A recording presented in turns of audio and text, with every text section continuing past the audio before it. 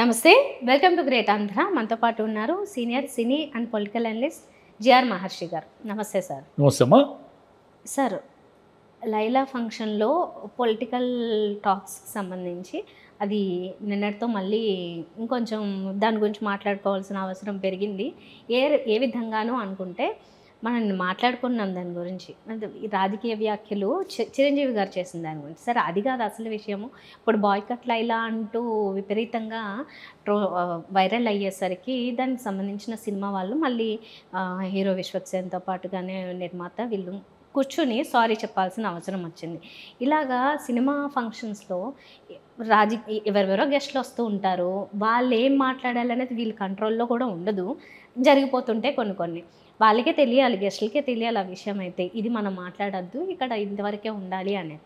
కానీ పొరపాటునో లేకపోతే వాళ్ళకి ఇంటెన్షనల్గానే ఏదో రకంగా మొత్తానికి ప్రతిపక్షం అంటే వాళ్ళు ఏదైతే మద్దతు ఇస్తున్నారో ఆ పార్టీ గురించి కాకుండా వేరే పార్టీ గురించి కొంచెం గేలిగా హేళన చేసినట్లు మాట్లాడడం అనేది ముమ్మాటికి తప్పే. అది ఎవరెవరు చేసినా కానీ వాళ్ళ పార్టీని వాళ్ళు పొగుడుకుంటే తప్పలేదు, అంతటితో ఆగినా తప్పలేదు. కాకపోతే గేలి చేయడం అనేది ఎంతోమంది చూస్తూ ఉంటారు. కాబట్టి సినిమా అభిమానులు ఉంటారు, పొలిటికల్ అభిమానులు ఉంటారు. కానీ ఎంత తొందరగా మాటలను తీసుకోలేరు. దానివల్ల ఈ బాయ్కట్ లైలా అని వచ్చింది.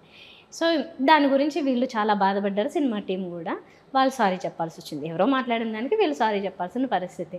సో ఇలాగే వెళ్తుందా? ఆల్రెడీ చెప్పుకుంటూ ఉన్నారు సినిమా ఫంక్షన్స్లో రాజకీయాలు వద్దు అంటున్నారు కదా, అయినా ఆగకుండా ఎందుకు అలా మాట్లాడుకుంటున్నారు? ఇది ఎట్లుందంటే ఎంకి పెళ్ళి సుబ్బి చౌకు వచ్చింది అని ఒక సామెత ఉంది. సామెత కాదు, కన్యాశుల్కంలో ఒక డైలాగ్ అది. నిన్న ఆ ప్రెస్ కాన్ఫరెన్స్లో ఆయన హీరో విశ్వక్సేన్ని, నిర్మాత సాహుని చూస్తూ ఉంటే అయ్యో పాపం అనిపించింది. నిజానికి వాళ్ళకి ఏం సంబంధం? వాళ్ళకేమి వైసీపీ మీద వ్యతిరేకతో, వాళ్ళకేమి వైసీపీ వ్యతిరేకతో ఇంకోటి లేదు కదా, కోపం ఏమీ లేదు కదా. వాళ్ళ సినిమాకి వైసీపీ అభిమానులకి ఏమీ సంబంధం లేదు. అంటే అనవసరమైన వివాదములేకి ఆ సినిమాని లాగి ఇప్పుడు ఏమో ఆయన హీరో నిర్మాత వీళ్ళందరూ వాళ్ళకి సంబంధం లేని విషయంలో క్షమాపణ చెప్తున్నారు. వీళ్ళేమో ఏదో 73,000 ట్వీట్లు ఏమో చేశారంట వైసీపీ అభిమానులు. చేసి దీన్ని బైకాట్ చేయండి, లేదంటే మేము ఏదో పైరసీ ప్రింట్ పెడతాము, అది ఏదో అన్నీ ఇవి తప్పే అవి తప్పే. ఎందుకంటే వీళ్ళు పాలిటిక్స్లో సినిమా నటులు ఉండడంలో ఏ తప్పు లేదు. ఎందుకంటే అది ఎప్పటి కాలం నుంచో జరుగుతుంది. ఇటు తమిళనాడులో ఎంజీఆర్ గారి కాలం నుంచి కావచ్చు, ఇటు ఎన్టీఆర్ గారి కాలం నుంచి కావచ్చు, కొంతమంది సినిమా నటులు వాళ్ళకి ఇష్టమైన దీనికి అంటే ఏదో ఒక పార్టీకి మద్దతుగా ప్రచారం చేయడమో, ఆ పార్టీ తరఫున అభ్యర్థులుగా నిలబడమో, గెలవడమో, ఓడిపోవడమో ఇలా జరిగింది. అది కాకుండా ఎన్టీఆర్ గారి హయాంలో ఏం జరిగిందంటే ఈ వ్యంగ్య సినిమాలు తీయడం అనేది ఎన్టీఆర్ గారి హయాంలో స్టార్ట్ అయింది. ఆ మండలాధీశుడని అదని ఇదని. దీంట్లో కోటా శ్రీనివాసరావు గారు వీళ్ళు వాళ్ళు నటించినా వాళ్ళ మధ్య ఏమి పెద్ద శత్రుత్వం ఉండేది కాదు. ఎన్టీఆర్ గారు కోటా శ్రీనివాసరావు గారు కలుసుకున్నా ఏమైనా బాగున్నావా అని మాట్లాడేంత సాన్నిహిత్యం ఉండేది. ఇప్పుడు ఏమిటంటే రిలేషన్స్ చెడిపోయిన ఒక విచిత్రమైన వాతావరణం ఉంది. ఇప్పుడు సినిమాలు యాక్ట్ చేసినంత మాత్రాన వాళ్ళని ద్వేషించడము ఇలా స్టార్ట్ అయిపోయింది. ఇలా స్టార్ట్ అయిపోయినప్పుడు వీళ్ళు ఏం చేస్తున్నారంటే సంబంధం లేని వేదికల మీద మాట్లాడడం మొదలు పెడుతున్నారు. ఇప్పుడు ఏమిటంటే విఐపీలు వచ్చే వరకు ఏం చేస్తారంటే ఆ సినిమాలో టెక్నీషియన్స్ కానీ చిన్న నటులు కానీ ఎవరికి మైక్ ఇచ్చి అంటే కొంచెం టైం జరగాలి కదా. ఇప్పుడు సుమ గారు ఎవరెవరు ఉంటారు కదా యాంకర్, దాన్ని నిర్వహించేవాళ్ళు. కాబట్టి వాళ్ళు వచ్చిన వాళ్ళందరూ ఏదో ఒకటి వినాలి కాబట్టి ఆ సినిమా గురించి వాళ్ళు ఎవరికొవరకు మైక్ ఇస్తారు. కానీ ఆ మైక్ ఇచ్చే ముందు వాళ్ళకేం తెలుసు వీళ్ళు ఏం మాట్లాడతారు అనేది. ఆయన ఎంత అసందర్భంగా మాట్లాడారంటే ఆ పృథ్వీ అనే నటుడు, ఆ సినిమాలో ఏముందో మనకు తెలియదు, ఏదో 150 మేకలు మళ్ళీ చివరిని చూస్తే ఒక 11 మేకలు అంటే దాన్ని ఏమంటే అర్థం? వైసీపీని అధ్యయనం చేస్తున్నాడనే కదా అర్థం. ఆయన మాట్లాడిన 4 మాటల్లో 2 మాటలు ఇవే కదా. మీకేం అవసరం? వైసీపీని అధ్యయనం చేయండి, మీ ఇష్టం, తిట్లు తిట్టండి, వాళ్ళతో తిట్టించుకోండి, మీరు తిట్టండి, మాకే ఎవరికేం అభ్యంతరం లేదు. మీరు ఒక ప్రెస్ మీట్ పెట్టండి, మీరు ఒక ప్రెస్ మీట్ పెట్టో లేదంటే ఇంకేదైనా టీవీ డిబేట్లలోనో ఇంకెక్కడో మీకు ఇష్టం వచ్చిన చోట రాజకీయ వేదికలు ఉంటాయి కదా, అక్కడ ఏమైనా మాట్లాడుకోండి.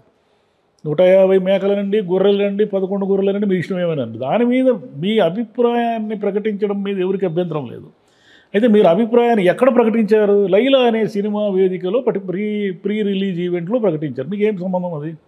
ఆ లైలా నిర్మాతకు కానీ హీరోకి కానీ ఏం సంబంధం? అది చిన్న సినిమా అంటే 30-40 కోట్ల బడ్జెట్తో తీసి ఉంటారు బహుశా. ఆ సినిమాకు పాజిటివ్ వైబ్స్ ఉన్నాయి. మామూలుగా సినిమా ఇండస్ట్రీలో ఏమిటంటే హీరో ఉమెన్గా యాక్ట్ చేసి అంటే ఆ సినిమాలో ఏదో ఒక సందర్భంలో స్త్రీ పాత్ర వేస్తే అట్లా సినిమాలు చాలా హిట్స్ ఉన్నాయి. జనం విపరీతంగా హాస్యము నవ్వుకుని ఆ సినిమాని చూసిన సందర్భాలు ఉన్నాయి. ఎందుకంటే ఇంగ్లీష్లో కూడా ఉంది అది. మీకు డస్టిన్ హాఫ్మెన్ టూట్సీ అనే సినిమాలో ఉమెన్గా యాక్ట్ చేస్తే ఆ సినిమాకి విపరీతంగా అవార్డులు వచ్చాయి. అదేవిధంగా మిసెస్ డౌట్ ఫైర్ అనే ఒక సినిమాని కమల్ హాసన్ తీశాడు. కమల్ హాసను స్త్రీ వేషంలో తీశాడు చూడండి. ఆ సినిమా కూడా హిట్ అది. నరేష్ గారు ఒక మరాఠీ సినిమాను నాటకం ఆధారంగానూ అప్పట్లో సినిమా తీశారు, ఉమెన్ క్యారెక్టర్. అది కూడా సూపర్ హిట్ ఆ రోజుల్లో. తర్వాత మేడం అనే సినిమా రాజేంద్ర ప్రసాద్ గారు తీశారు. ఇప్పుడు ఏమిటంటే అది మామూలుగా అది కొంచెం కష్టం. ఒక హీరో ఉమెన్ వేషం వేసి సినిమాలో ఎక్కువసేపు అంటే ఏదో ఒక చిన్న 5 నిమిషాలు 10 నిమిషాలు అదొక లెక్క, కానీ ఒక హాఫ్ అన్ అవరో లేదా 1 అవర్ పార్ట్ అతను ఉమెన్ కానీ కనిపిస్తూ నవ్విస్తూ కన్ఫ్యూజన్ డ్రామా క్రియేట్ చేయడం అనేది ఆ కథ చేయడము కష్టమే, యాక్ట్ చేయడము కష్టమే. సరే, విశ్వక్సేన్ అనే ఆయన మంచి నటుడు, నో డౌట్. ఆయన టేకప్ చేశాడు, ఆయన దాని మీద ఎన్నో హోప్స్ పెట్టుకున్నాడు.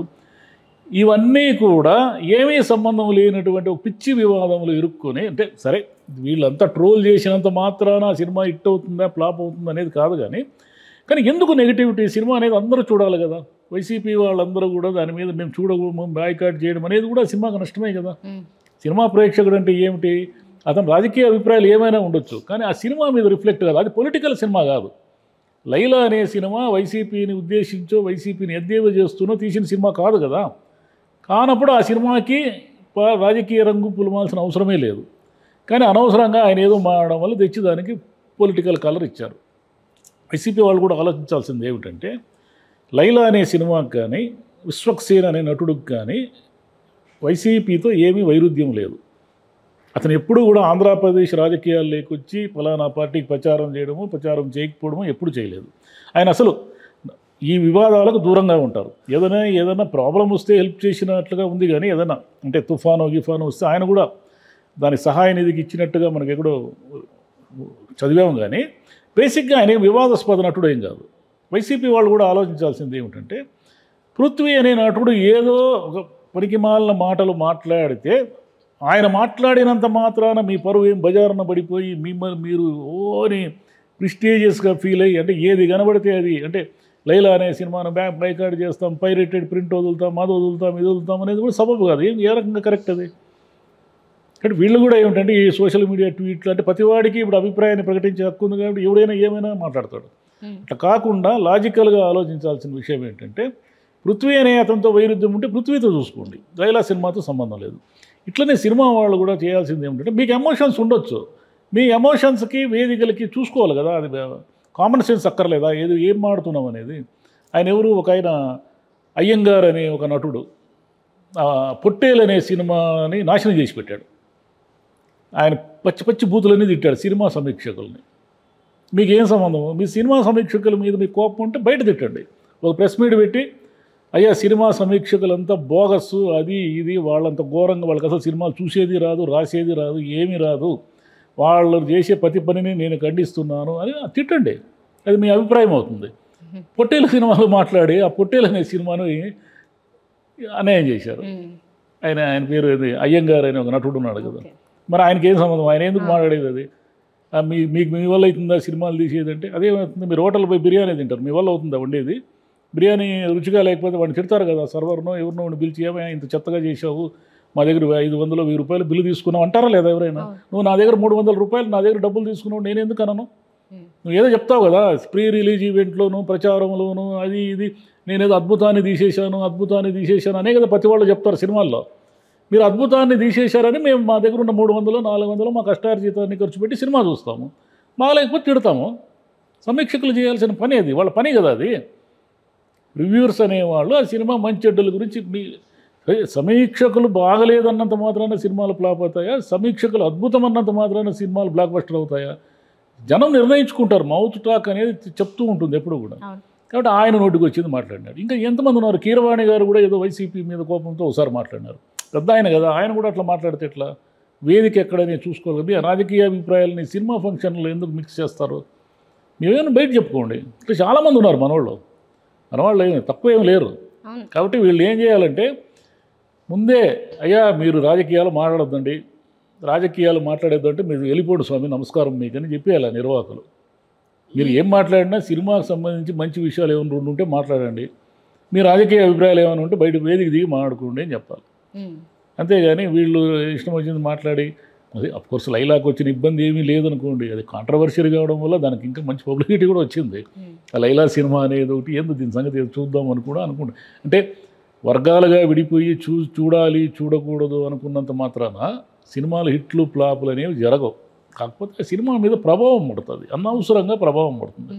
ఈ తరహా వివాదం ఇంకా ఇదే లాస్ట్ అనుకోవాలి. ఎందుకంటే ఈసారి నుంచి ఎవరు వచ్చినా ఇలాంటివి మాట్లాడకుండా ఉండాలి. ఇంకో పక్క ఇక్కడ కూడా ఏంటి, సాయి పల్లవి ఏదో అన్నదని అమరన్ సినిమాని బాయ్కట్ అన్నారు, ఆ తర్వాత పుష్ప 2ని బాయ్కట్ అన్నారు, గేమ్ చేంజర్ని బాయ్కట్ అన్నారు, లైలాని బాయ్కట్ అన్నారు. అంటే ఎవరు వాళ్ళు వీళ్ళు అందరూ ఉన్నారు ఇందులో. బాయ్కట్ ఏదన్నా అనండి, వాళ్ళు ఇది బాయ్కట్, వాళ్ళని బాయ్కట్ అంటే ఒక హీరోయిన్ని బాయ్కట్ చేయడానికి సినిమాని బాయ్కట్ అంటారు, లేకపోతే అందులో ఎవరో ఏదో మాట్లాడారని ఆ సినిమాని బాయ్కట్ అంటారు. ఇంకా అన్నిటికి ఎవరు కారణం ఉన్నా కానీ మొత్తం సినిమాని బాయ్కట్ అనేసి ఊరికే సోషల్ మీడియాలో అదొక గలబా హంగామాయి. కానీ బాయ్కాట్ చేసినంత మాత్రం నా సినిమాలు బాగుంటే ఎవరు ఆపలేరు. సినిమా బాగలేదనుకోండి, ఇట్లాంటి ప్రభావాలు కొంత ఉంటాయి. ఇవన్నీ రాజకీయాలు సినిమాలు అన్నీ కలిసిపోయి వర్గాలుగా విడిపోయి ఒకరి మీద ఒకరు ఈ సోషల్ మీడియా రావడం వల్ల ఏమైందంటే ప్రతి వాడికి తన కోపాన్నో తన ఆగ్రహాన్నో తన మెచ్చుకోలునో చెప్పుకునే ఒక వేదిక దొరికింది. ఈ వేదిక దొరికేసరికి ఏమైపోయింది, అందరూ వచ్చి దాని మీద పడిపోతారు. లేకపోతే ఆయన నిన్న క్షమాపణ చెప్తాను, నేనేం చేశాను మీకు, నా సినిమాకి ఏం సంబంధం, నన్ను ఎందుకు స్వామి నా సినిమాని ఎందుకు వెంటబడుతున్నారు అని ఆయన చెప్పుకోవడం అనేది నిజానికి ఆ హీరోకి పాపం ఆయన చేయాల్సిన పని అది కాదు కదా. తన సినిమా ప్రమోషన్స్ మీద విస్తృతంగా ఆయన ప్రచారం చేసుకోవాల్సిన టైంలో ఒక ప్రెస్ మీట్ పెట్టుకొని చేయని నేరానికి క్షమాపణలు చెప్పుకునే పరిస్థితి రావడం అనేది అది ఎవరికైనా కూడా ఇబ్బందికరమైన విషయమే కదా. కాబట్టి అసలు క్షమాపణలు చెప్పాల్సింది ఎవరు, ఆయన పృథ్వీ చెప్పాలా. అయ్యా నాకు రాజకీయ అభిప్రాయాలు ఉన్నాయి కానీ నేను వైసీపీని ఎగనెస్ట్గానే ఉన్నాను, కానీ ఇక్కడ చెప్పడం నేను మాట్లాడడం కరెక్ట్ కాదు, పొరపాటు జరిగిందని ఆయన చెప్పాలి. ఆయన చెప్పలేదు, వీళ్ళు చెప్పుకుంటున్నారు. కాబట్టి ఇంక మీదట ఎవరైతే లూజ్గా నోటికి వచ్చింది మాట్లాడతారో వాళ్ళని పిలవకుండా ఉంటేనే సినిమా వాళ్ళకి సేఫ్టీ. లేదండి, ఇంత వివాదం చూసిన తర్వాత నాకు తెలిసి ఇంకెవరు మాట్లాడకుండా ఉంటారు, జాగ్రత్త పడతారు. ఏముండరు అనుకుంటున్నా. వేదిక జనాలు చూస్తే ఎమోషనల్ అయిపోతారు, మనుషులు ఏం మాట్లాడాలో తెలియకుండా. అంటే నోరే కదా ప్రపంచాన్ని అంతా శాసించేది, నాశనం చేసేది. ఇది ఎప్పటి నుంచో మన వేదాల దగ్గర నుంచి పురాణాల దగ్గర నుంచి ఇదే చెప్తున్నారు కదా, నాలుకేరా నాశనం చేసేది మనిషిని. కానీ అది ఎవరైనా విన్నారు ఇన్నేళ్లలో? ఎవరు వినరు. సరే అండి, ఓకే, ఏం జరుగుతుందో అది జరుగుతుంది ఇంకా మరి ముందు. Thank you.